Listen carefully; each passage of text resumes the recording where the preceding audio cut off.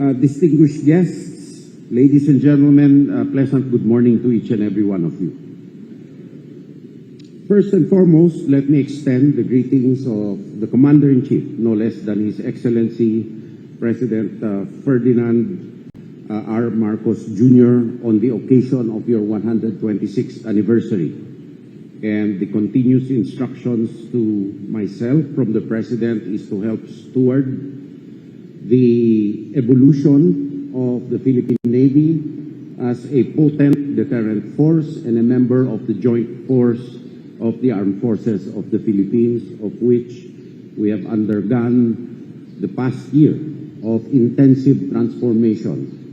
And once again, we hope to continue the pace, if not increase it further, as we race against a graph where time is on one side and volatility is on the other side. It is not only unique to our country, but all countries in the world worth their salt have to face these challenges. I was listening earlier to the speech of Admiral Adasi. It seems that he consulted with someone in my office to draft his speech, because that's what I really wanted to hear. I congratulate the N5 and the NISF for coordinating with my office for you to draft the speech where I cannot say anything anymore.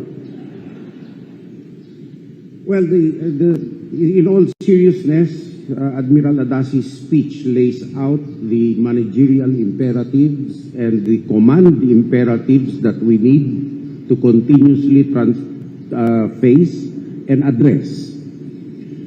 We work hand in hand with each other, and I'm glad the major service commanders are here, because the evolution of the Philippine Navy is not geared solely towards naval power, but as a component of joint defense and military power to create a credible and strong deterrent force in order to protect our sovereign rights, our sovereignty, and our territorial integrity. We have gone through intensive changes, not only in the way we do things daily. We have upgraded our operational security requirements from the Department of National Defense down the line. And for the first time, we have evolved a realistic training scenario with evolutionary hypothetical scenarios where we can actually test our capabilities, which is not only what we need to be doing as an armed force, but it is also in deference to the billions of pesos spent by our countrymen. That is what we owe them, to test, to train, to interoperate, and to upskill ourselves. What is the use of an armed force if we do not do these basic things?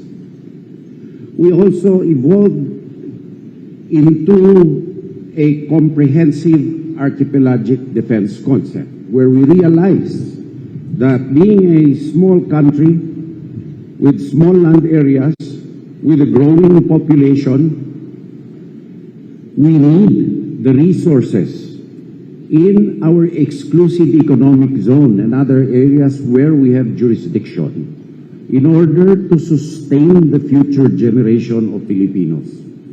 It's not only a question of freedom of navigation, it's not only a question of simple resource exploitation, but a question of sustainability of our countrymen and those who are to be born.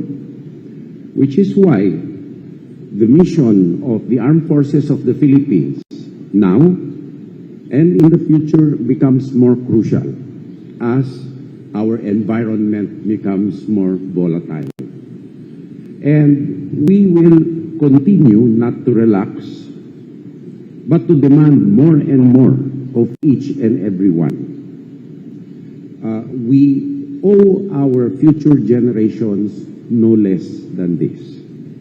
So I have said that we will train more realistically.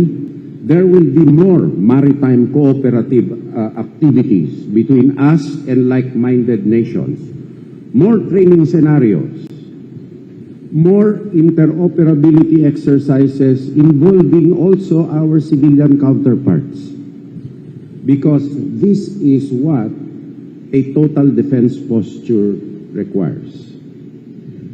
In terms of building alliances, the President has instructed me to exercise utmost efforts in order to build sustainable alliances with like-minded nations that share the same values of upholding basic norms of international law and basic fairness and decency between and among countries.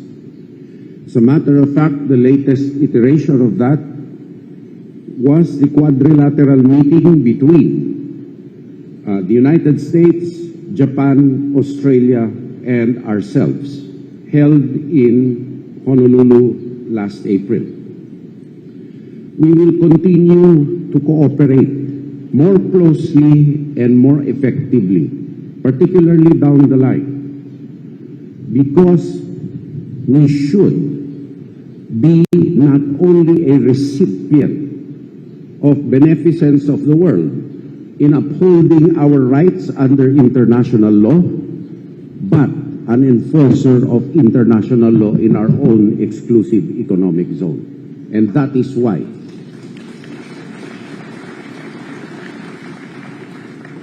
why we are requesting more sacrifices from our people in a fiscal sense, because it will redound to the stability and integrity of the Philippines as an archipelagic country. Now, we live in a world of disinformation and malign information. Is this a provocation? No. I believe what a provocation is the roguish and irresponsible threat to detain quote-unquote trespassers in what is claimed as internal waters, but is actually part of the high seas and part of the West Philippine Seas by a country. Such behavior is not only a violation of UNCLOS, but also a violation of the precepts of the United Nations Charter, which lays upon each responsible member state the duty to refrain from the threat or the use of force or aggression to enforce, particularly in this case, illegal territorial claims in the maritime domain. That is a provocation insofar as I am concerned. What we do in our exclusive economic zone, how we defend our exclusive economic zone, can in no way be termed by any sane person as a provocation. On the other hand, it is but what is required of us as sworn officers of upholding the law in compliance with our Constitution of the Republic of the Philippines.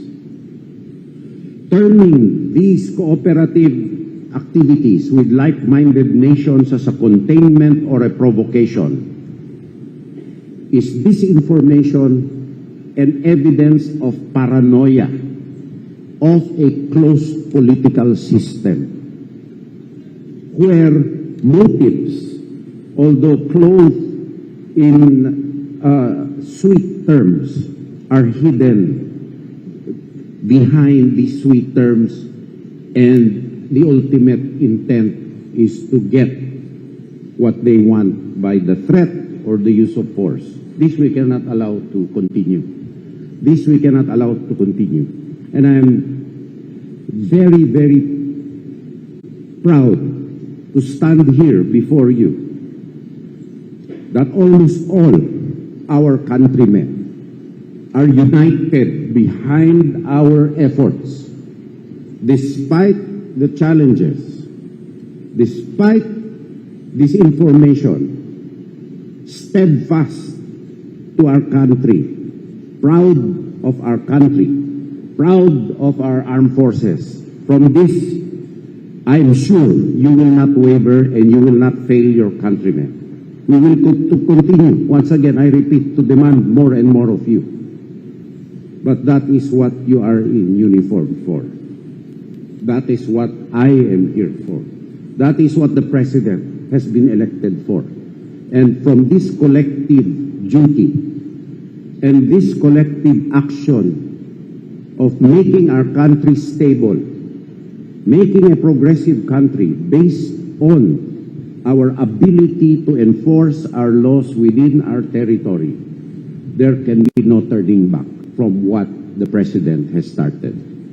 So once again, thank you, congratulations, and mabuhay ang hukbong dagat ng Republika ng Pilipinas.